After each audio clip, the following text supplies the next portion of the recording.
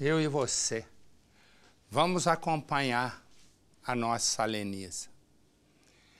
Pensa, que é o que me conta a Lenisa quando eu chego aqui.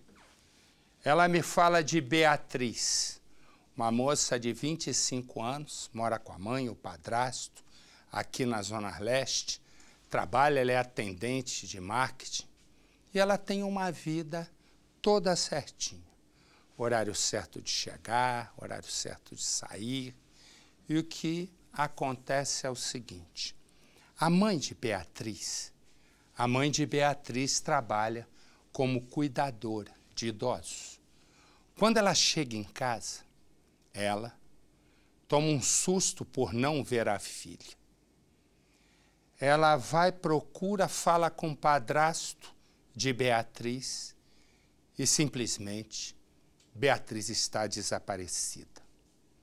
Ela, a mãe e o padrasto vão então até a delegacia. Eles vão fazer um boletim de ocorrência de desaparecimento. É nessa hora que vem a notícia na delegacia de que um corpo foi encontrado. É nessa hora que esse homem vai preso. O homem que está subindo aí chama-se André.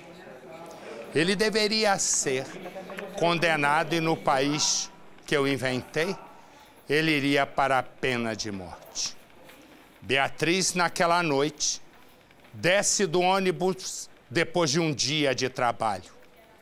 Quando ela está indo para a casa, ele que é vizinho dela, mas que ela não o conhece, puxa a Beatriz para dentro de casa.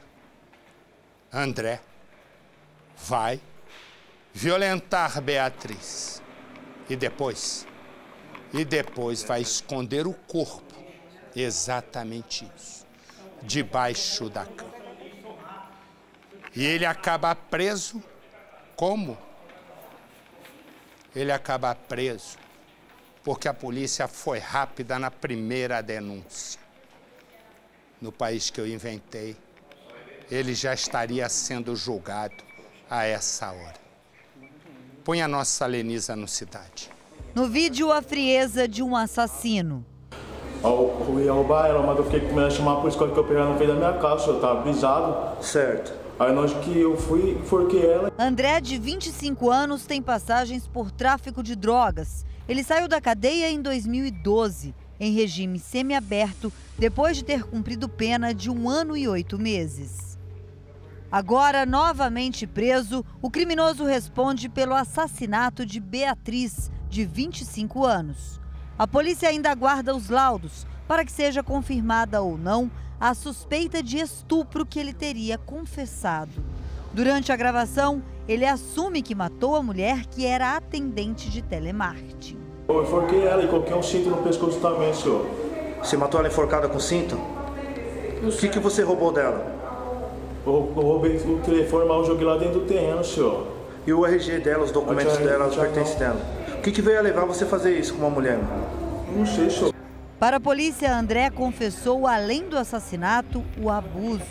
A princípio, ele contava apenas que matou a vítima, mas no transcorrer da investigação, com os elementos que foram apresentados a ele acabou confessando que realmente praticou abuso sexual. É lógico que a confirmação disso vai vir com o laudo pericial. No dia do crime, a Beatriz tinha feito como era a rotina dela todos os dias. Desceu aqui no ponto final do ônibus por volta de 11h30 da noite. Ela enviou uma última mensagem de texto para a prima que mora próximo à casa onde ela vivia, exatamente às 11h20 da noite. Logo que ela desceu do ônibus, ela ainda caminhou por essa rua aqui. Esse era o trajeto que todos os dias a Beatriz fazia até a casa dela.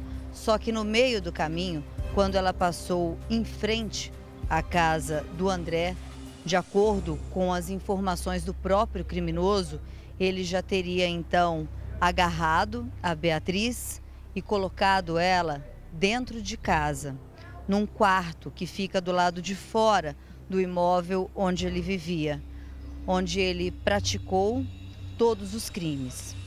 No dia seguinte, a família, desesperada, sem notícias sobre o paradeiro da Beatriz, procurou por todos os hospitais aqui da região, postos da polícia, informações boca a boca com as pessoas na rua e nada.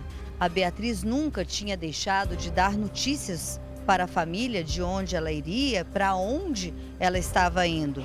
Numa situação dessa, a família foi direto para a delegacia. Estava sozinho, senhor. Sozinho? Você abordou ela sozinho? Tem certeza disso? Tenho, senhor. Certeza absoluta? Com quem você mora lá na casa? Moro sozinho, senhor. Enquanto a família estava nessa delegacia registrando o boletim de ocorrência de desaparecimento da Beatriz, já fazia quase 24 horas do sumiço da jovem, uma equipe da Polícia Militar chegava com uma outra informação. O corpo da Beatriz tinha acabado de ser localizado, exatamente na casa do André. Pior que isso, uma denúncia anônima passou a informação para a polícia que, quando chegou no local, pôde constatar, André colocou o corpo da Beatriz embaixo da cama dele e continuou em cima da cama assistindo televisão, como se nada tivesse acontecido.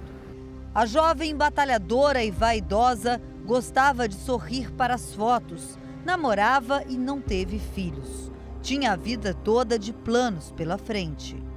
O criminoso disse ainda para a polícia que escolheu a vítima aleatoriamente quando ela passava na rua. Mas o delegado responsável pela investigação não acredita nessa versão apresentada por André e acredita que ele tenha planejado cada passo da escolha da vítima, porque ele sabia exatamente o horário em que ela passaria na frente da casa dele. A família da vítima esteve na delegacia.